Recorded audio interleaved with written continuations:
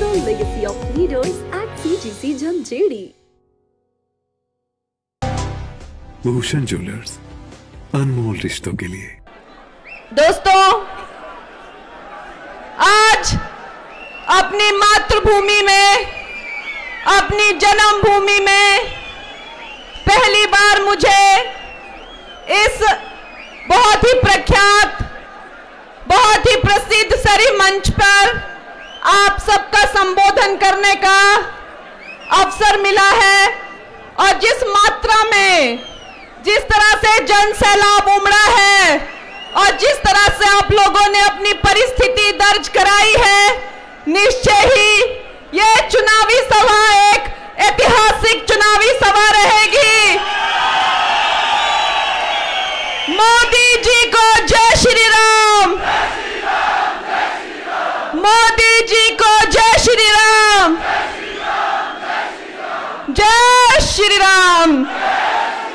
मैं आप सबका इस चुनावी सभा में अभिनंदन करती हूं और साथ ही भारतीय जनता पार्टी के सम्माननीय राष्ट्रीय उपाध्यक्ष आदरणीय सौदान सिंह जी, हिमाचल की शान, पूर्व मुख्यमंत्री एवं नेता प्रतिपक्ष परम आदरणीय जयराम ठाकुर जी, भारतीय जनता के कर्मठ जुझारू प्रदेश अध्यक्ष आदरणीय डॉक्टर राजीव बिंदल जी, मंच पर विराजमान सभी सम्मान्य विधायक गण, पूर्व मंत्री गण एवं विधायक गण, समस्त पदाधिकारी गण, सम्मानित मंच, मंडी संसदीय क्षेत्र के सभी कार्यकर्ता साथियों, जिन्होंने इस भव्य कार्यक्रम में उपस्थित पूरे मंडी संसदीय क्षेत्र के पधारी देवतुल्य जनता का मैं इस छोटी काशी मंडी पधारने पर हार्दिक अभिनंदन करती हूँ, स्वागत करती हूँ। साथ ही हमारी इलेक्ट्रॉनिक एवं प्रिंट मीडिया के सभी साथियों का मैं अभिनंदन करती हूँ, स्वागत करती हूँ। दोस्तों, आज मेरा मंडी की बेटी, हिमाचल की बेटी का नामांकन हुआ है। मंडी जिसे छोटी काशी कहा जाता है, आज इस ऐतिहासिक दिन पर जब मैंने मंडी से नामांकन किया है, पहली बार सरकाघाट मंडी विधानसभा की किसी बेटी को इस तरह का एक मौका मिल रहा है। और आज के इस दिन पर हमारे परम पूजनीय यशस्वी प्रधानमंत्री जी ने भी बड़ी काशी से अपना नामांकन किया है। इसके लिए हम प्रधानमंत्री जी को बहुत बहुत मंडी क्षेत्र की तरफ से, हिमाचल की तरफ से बधाई देते हैं। भाइयों और बहनों, इतिहास जब भी दोहराया जाएगा, ये कालखंड ना कि सिर्फ भारत उद्धार, भारत के विकास, प्रगति, अस्मिता और आत्म सम्मान का ही नहीं, महिला सशक्तिकरण के लिए ये एक युग, ये कालखंड हमेशा एक स्वर्णिम काल कहलाएगा। आज जब द्रौपदी मुर्मू जैसी आदिवासी महिला, जो सामान्य जनजाति से होकर, आदिवासी जनजाति से होकर एक बहन, एक माता, विश्व की सबसे बड़े लोकतंत्र की सबसे बड़ी पद को धारण करती है, राष्ट्रपति बनती है, समस्त महिलाओं का सम्मान बढ़ता है। आज महिलाएं चंद्रयान और मंगलयान जैसे मिशन का जब रिप्रेजेंट करती है, तो समस्त महिलाओं की योग्यता में और उनकी क्षमता में कोई दो राय नहीं रह जाती है। आज हमारी बेटियां न कि सिर्फ बढ़ चढ़कर जल, थल, नभ सेनाओं में हिस्सा ले रही हैं, जबकि तेजस और राफेल जैसे फाइटर जेट भी हमारी बेटियां चला रही हैं। दोस्तों, मंडी और भारत में आपको याद है दशकों पहले एक वक्त था जब सबसे ज्यादा भ्रूण हत्या होती थी।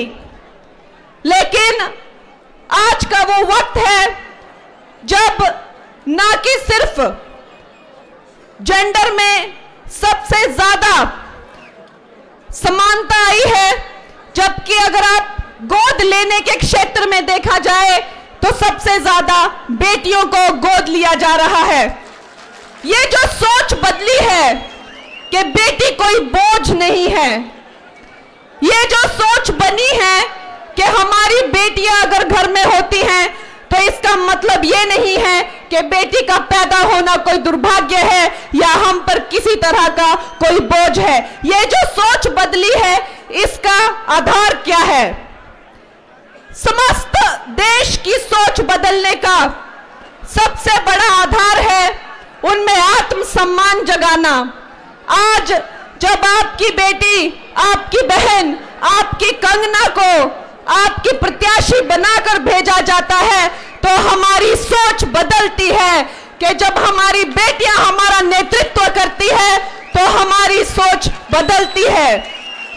जब हमारी बेटियां देश में आगे बढ़ती हैं और देश का नेतृत्व करती है तो समस्त महिलाओं का और बेटियों का मान और सम्मान बढ़ता है। दोस्तों, ना कि हमारी भारतीय जनता पार्टी ने, हमारे यशस्वी प्रधानमंत्री ने ना कि सिर्फ महिलाओं को पक्के मकान, इज्जत घर, गैस चूल्हे, या क्या हुआ, थोड़ा सा आप बैठ जाइए ना, कुछ लोग देख नहीं पा रहे हैं।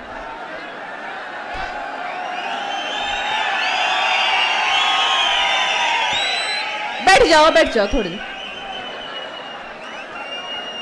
ना कि सिर्फ महिला सशक्तिकरण के लिए गैस चूल्हे और उनको एक सुरक्षित वातावरण दिया गया है, बल्कि हमारे प्रधानमंत्री जी की सोच है कि अगर हमारी बेटियों में आत्मविश्वास आएगा और उनकी जो व्यवसायिक क्षमता को भी अगर उपयोग में लाया जाएगा तो समस्त भारत जो है वो वृद्धि करेगा।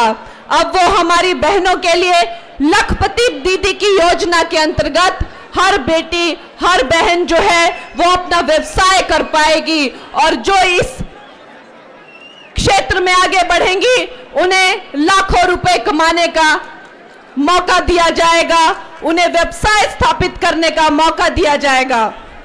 जो हमारे ग्रामीण क्षेत्र की बहनें हैं उन्हें आधुनिकीकरण से खेती करने का मौका मिलेगा। एक ड्रोन जिसकी कीमत लाखों में होती है, वो ड्रोन हमारी बहनों को देकर आधुनिकीकरण की दृष्टि से जो है उन्हें खेती करने का मौका मिलेगा। दोस्तों, ये संभव हुआ है सिर्फ और सिर्फ मोदी जी के कालखंड में, क्योंकि अवश्य ही उन्होंने अपनी माता को संघर्ष करते हुए देखा है। एक गरीब मां जिसने अकेले संघर्ष करके अपनी संतान को ना कि सिर्फ पाला बड़ा, उसके अंदर देशभक्ति, आत्मसम्मान और आत्मनिर्भरता की जो भावना है वो कूट कूट के भरी है। आज जब मंडी की एक बेटी आगे आती है तो मंडी की समस्त हमारी जितनी भी पहाड़ी बहनें हैं, हमारी माताएं हैं, हमारा सम्मान जो है पूरे विश्व में बढ़ता है। और इसका और भी बड़े स्तर पर जो देखने को मिलेगा 2029 के चुनावों में, जब महिला आरक्षण बिल लागू होगा और 68 सीटों में से 22 सीटों पर हमारी महिला एमएलए लड़ेंगी और ऑफिस ज्वाइन करेंगी।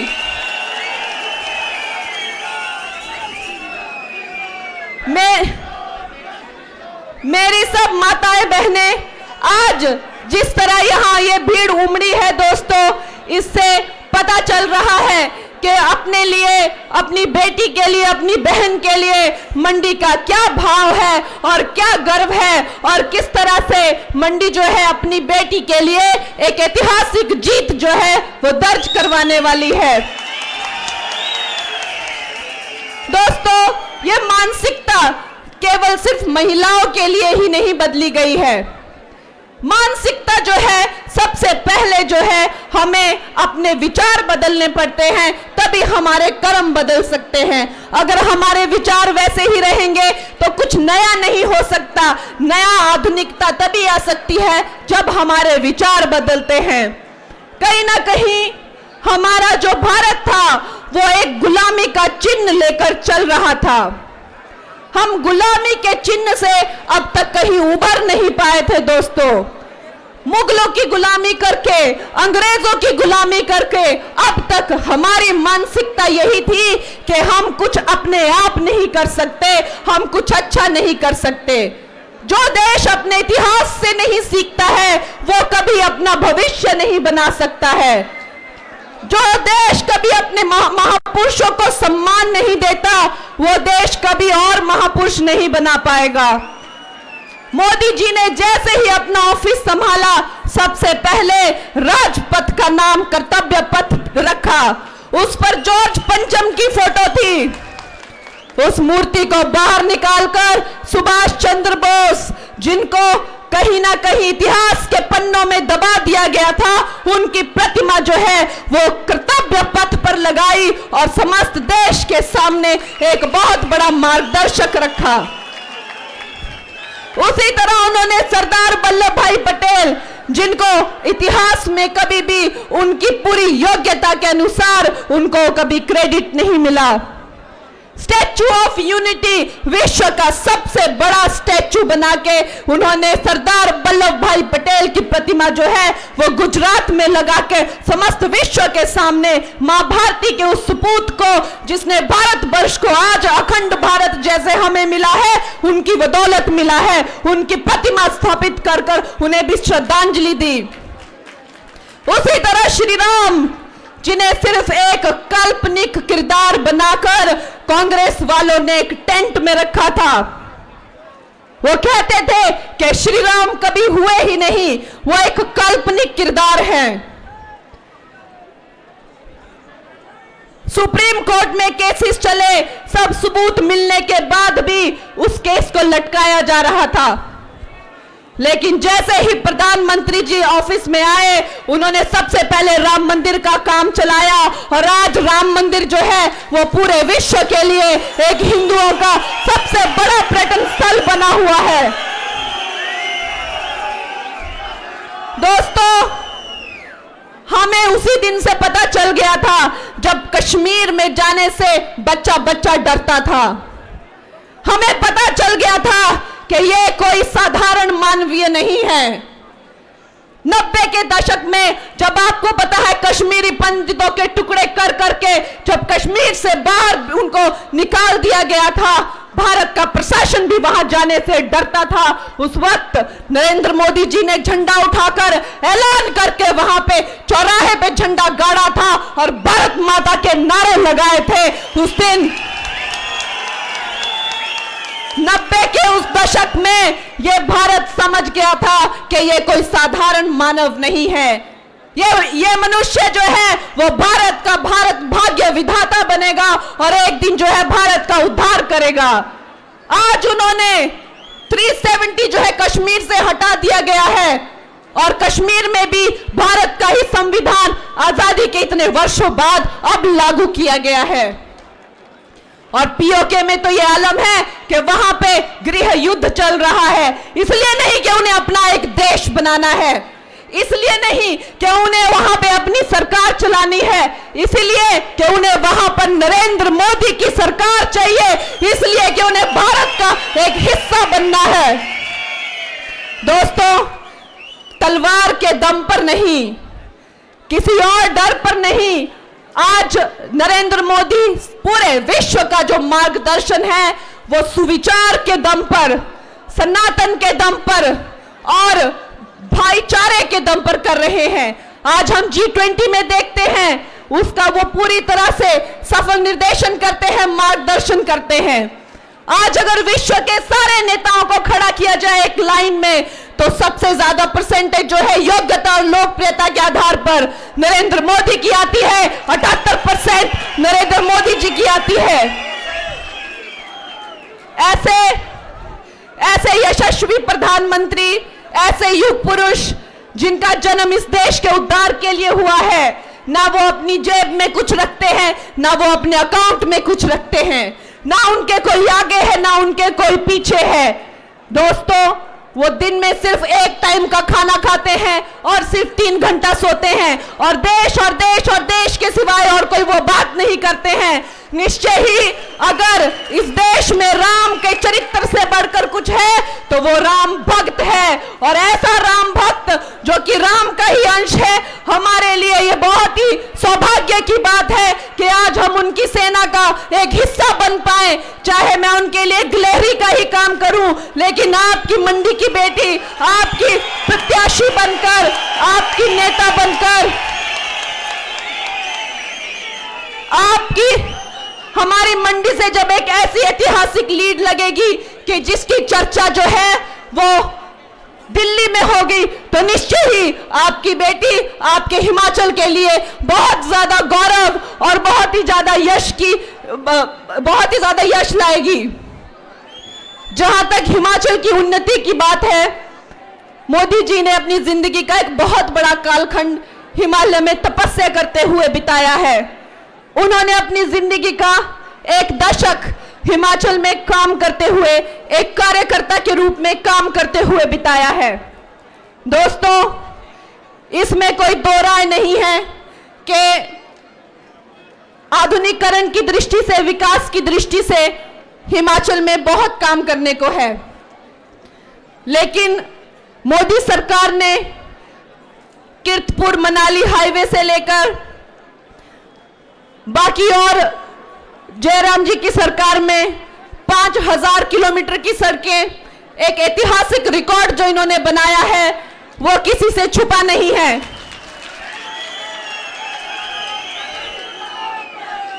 आने वाले वक्त में मैं आप लोगों को यह आश्वासन देती हूं कि जब मुझे फिल्म इंडस्ट्री में सफलता मिली,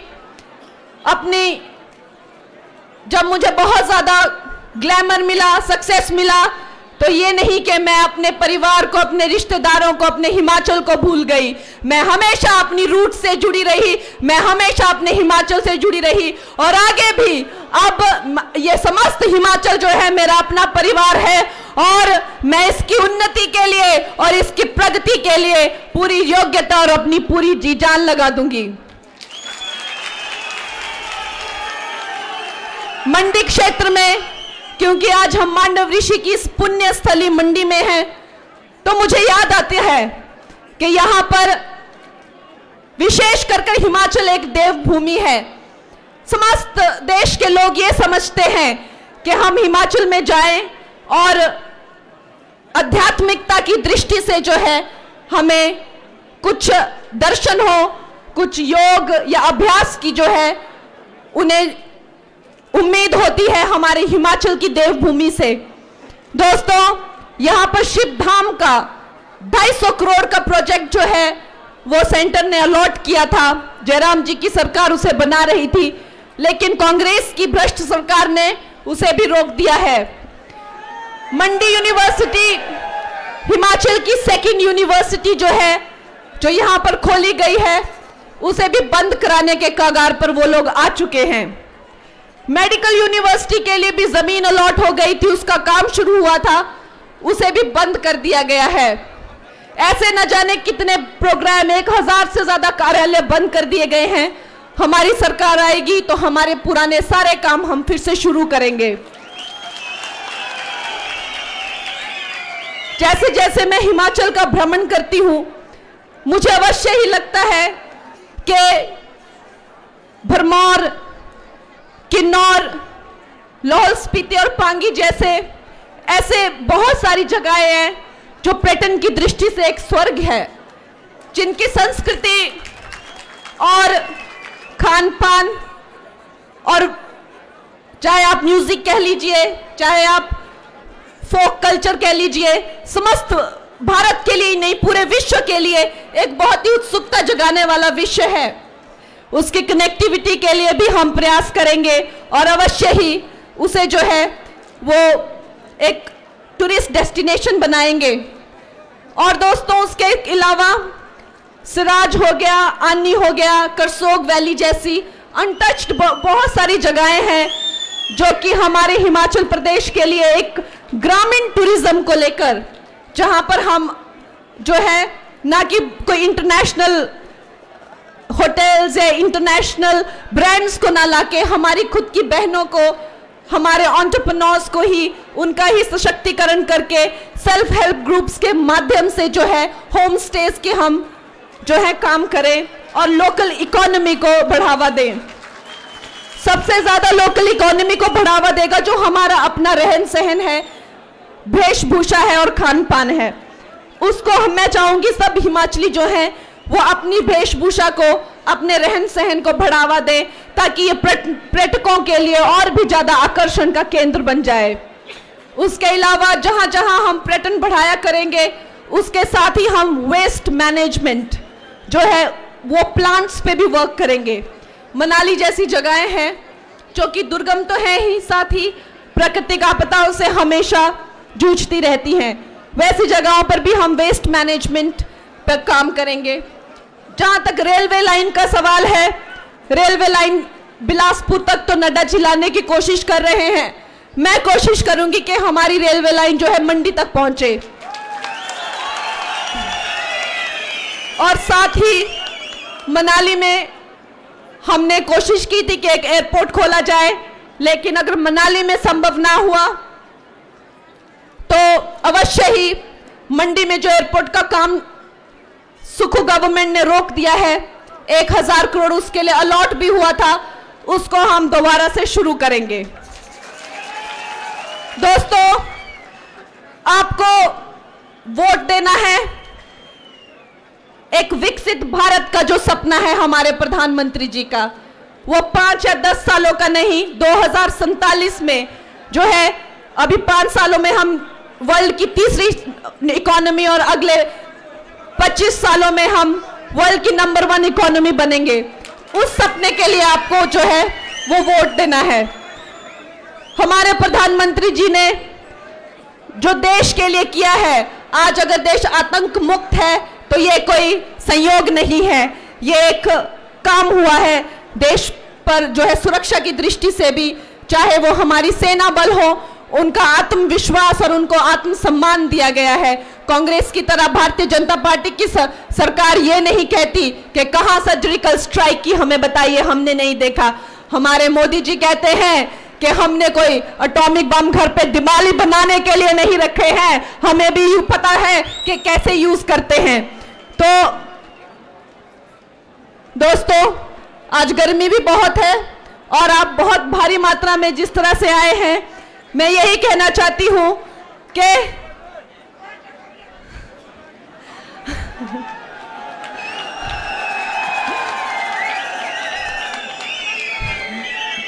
देखिए, ये जो जोश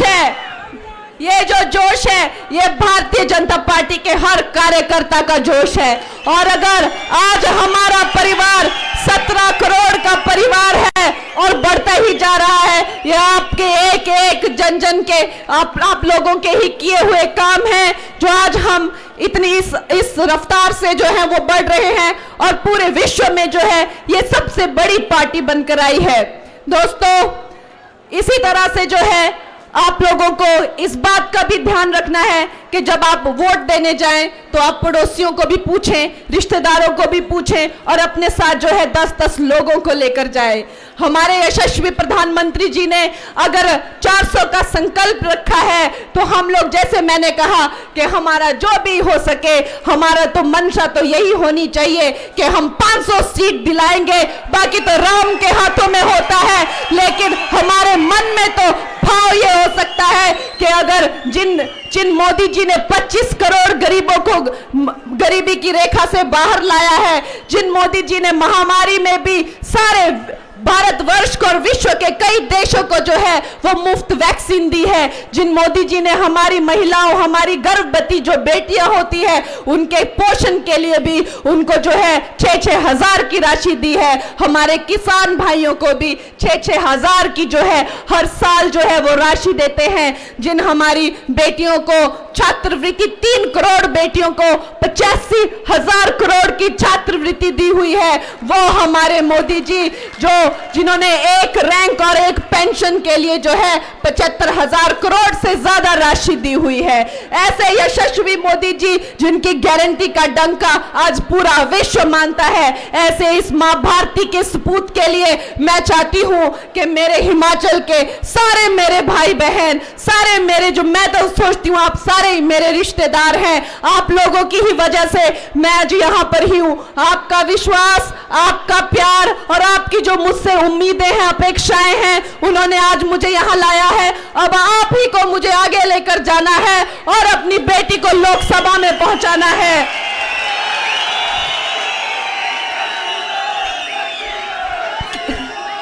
जय सिया राम। कहने को तो बहुत है, लेकिन आज अब हम मिलते ही रहेंगे और अब आपसे जो है मेरा कोई अभी छोटा नाता नहीं है। अब हम लोग इसी मंच से हमेशा नॉमिनेशन फाइल किया करेंगे, जैसे आज मोदी जी ने बड़ी काशी से तीसरी बार किया है। मुझे भी आप लोग बार बार जो है नॉमिनेशन यहीं से फाइल कराया करेंगे। और आपने 1 जून को भारी मात्रा में जो है कमल का फूल खिलाना है और यहाँ पर अपनी बेटी, अपनी बहन कंगना को लाना है। ये राहें हैं अनजानी, ये राहें हैं अनजानी, चलने की हमने ठानी, पीछे ना मुड़ के देखें, सपनों की है मनमानी, दुनिया की भीड़ से हटके हमें है नए से रास्ते, अपना नाम कमाना है, हमें आगे बढ़ते जाना है, हमें आगे बढ़ते। Join the legacy of leaders at CGC Jhanjeri.